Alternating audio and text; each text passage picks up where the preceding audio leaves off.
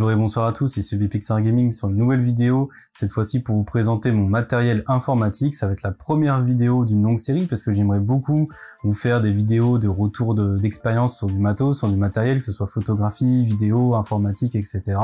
Et j'avais donc du coup sur ma chaîne, il n'y a pas très longtemps, posté un message avec votre avis, pour demander votre avis du moins, savoir si justement ça vous aurait intéressé ou pas. Et vous aviez répondu assez favorablement, donc c'est pour ça que je me permets de faire cette vidéo là. Donc je tiens à préciser qu'elle n'est pas sponsorisée, il n'y a pas de placement de produit. Donc là c'est vraiment avec mon propre matériel que j'ai acheté moi et c'est vraiment pour vous le présenter. Donc évidemment vu que c'est mon ordinateur, j'aurais pas grand chose à montrer hormis les pièces les plus importantes parce que j'ai fait aussi une petite vidéo pour essayer de faire ça un peu proprement, mais vu que c'est un ordinateur, un PC fixe, j'ai pas pu filmer comme je l'aurais voulu en tournant un petit peu autour des objets, etc. pour vous présenter vraiment chaque partie de chaque pièce. Donc j'ai fait ça vraiment de manière très simple. Donc là après avoir parlé, vous allez voir un tout petit clip vidéo, vous savez, de même pas 29 secondes, 29 secondes 26 pour être exact, même pas 30 secondes du coup. Donc là, je vous laisse voir ça.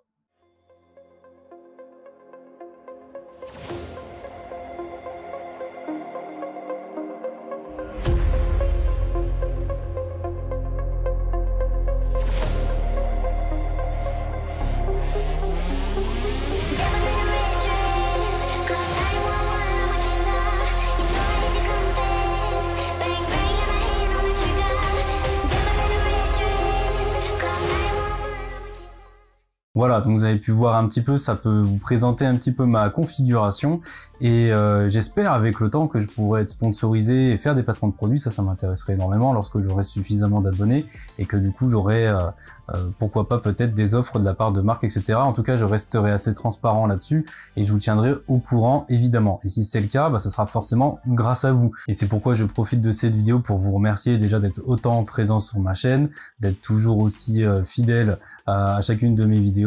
Et que si tout ça est possible, c'est uniquement grâce à vous. Donc avec le temps, je compte bien présenter aussi des vidéos sur du matériel photographie, vidéaste, etc. Donc là, c'est mon Canon M50 Mark I qui m'a beaucoup été utile, qui m'a beaucoup servi à mes débuts en photographie. J'ai beaucoup appris grâce à cet appareil et il est assez sympa et assez simple à utiliser pour les débutants. C'est un entrée de gamme, donc vous voyez, il y aura pas mal de choses que je pourrais vous présenter. Je pourrais aussi faire des vidéos, par exemple, sur tout ce qui est son, audio, etc.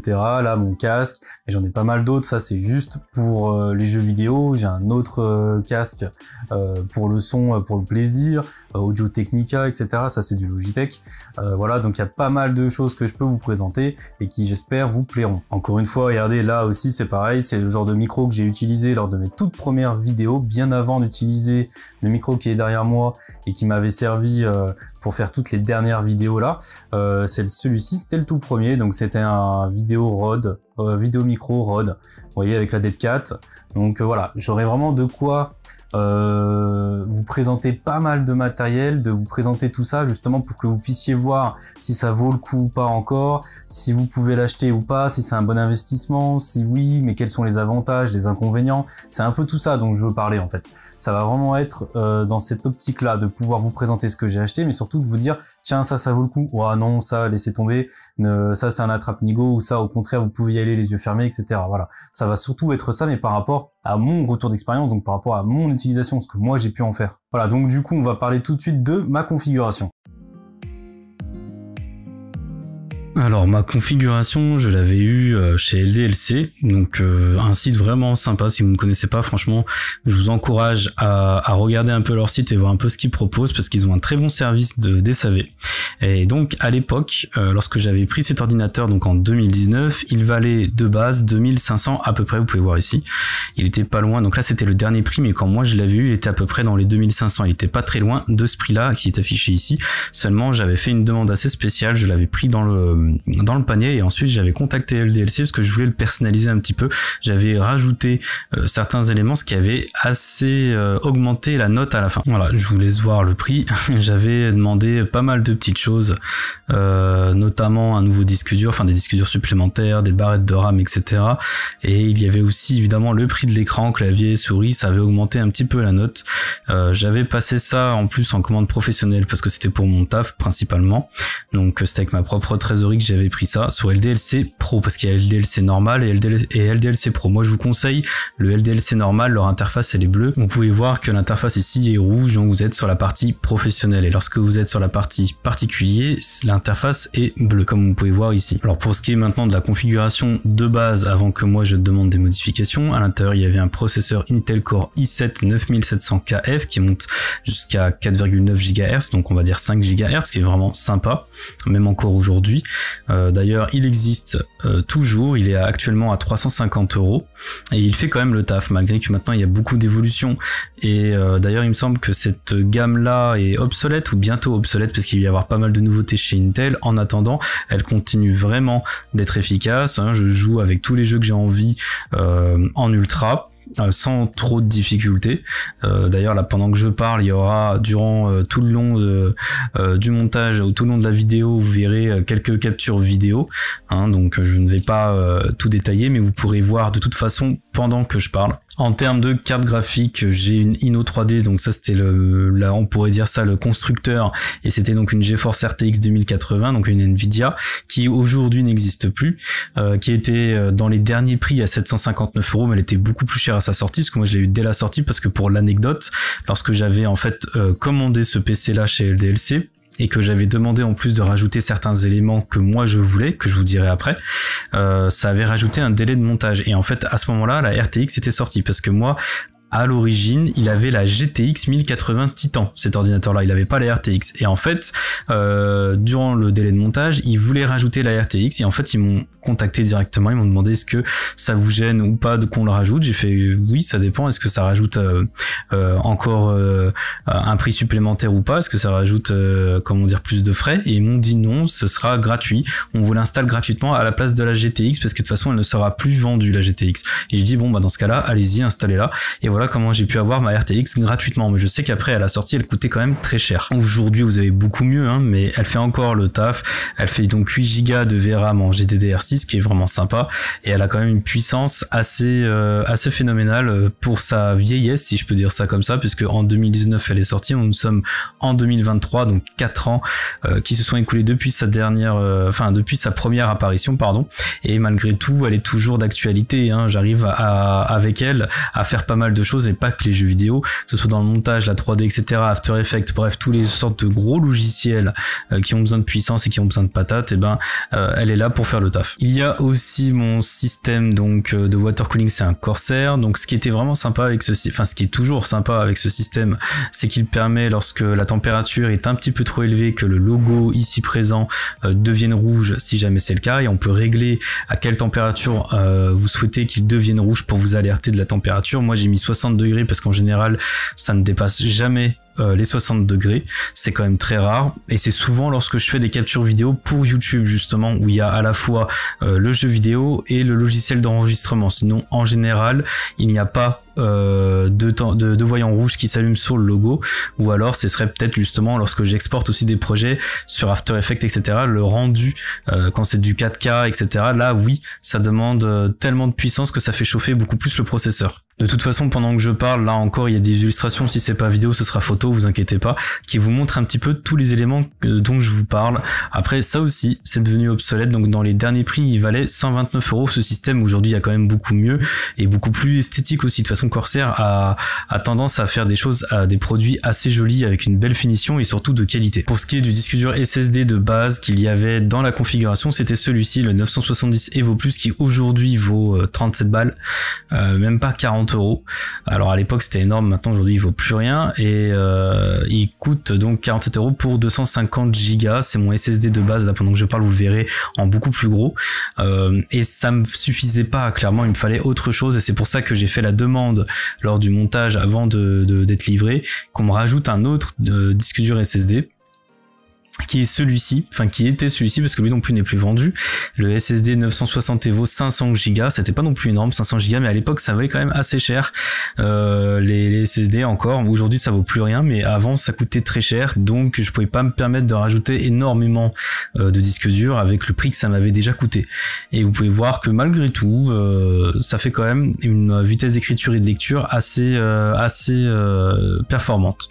Après il faut toujours faire attention à ça, parce que déjà la vitesse de lecture et la vitesse d'écriture n'est pas la même, hein, c'est pas la même chose. Donc la vitesse d'écriture, c'est lorsque vous téléchargez par exemple un jeu vidéo ou lorsque vous exportez une vidéo d'un logiciel de montage par exemple. Ça c'est la vitesse d'écriture, c'est l'écriture qu'il va y avoir sur votre disque dur, et c'est ça qui est important, c'est toujours ça qu'il faut lire. La vitesse de lecture on s'en fout, c'est la vitesse d'écriture le plus important, et ils disent bien que c'est jusqu'à 520 MO par seconde, ça signifie pas que c'est 520 MO tout le temps, hein. Ça va dépendre après de ce que vous faites, donc regardez bien ça avant de vous faire arnaquer et d'acheter quelque chose qui au final sera médiocre. Pour ce qui est de mes barrettes de RAM, alors j'en avais deux à la base, donc celle-ci, 16 Go, donc 2 x 8, et j'en avais demandé 2 supplémentaires. Et là vous pouvez voir sur ma dernière commande, ça m'avait coûté 187 € de devoir les commander, alors que ici vous pouvez voir les deux maintenant valent 66 €, donc 79 € toutes charges comprises, au lieu de 187. C'est vraiment comment dire, une différence de 100 €.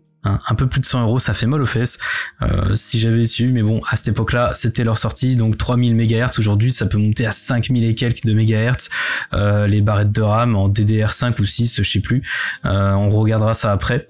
Mais pour vous dire, en 2019, ça c'était énorme. Maintenant il y a beaucoup mieux, mais ça fait quand même le taf et ça reste un rendu assez joli. Vous avez dû voir en vidéo, ça reste très esthétique et ça fait le taf aussi, hein. Ça reste quand même plus ou moins correct pour beaucoup de jeux. Il y a beaucoup de jeux qui demandent pas plus que ça en termes de puissance, et donc 32 Go de RAM c'est déjà énorme. Par la suite j'ai donc demandé d'avoir 3 autres disques durs, donc j'en ai 6 au total, parce qu'il y a le SSD de 250 Go, le 500 que j'avais rajouté, le HDD de 2 TO et 3 autres SSD que j'ai demandé, donc bien 6 disques durs au total.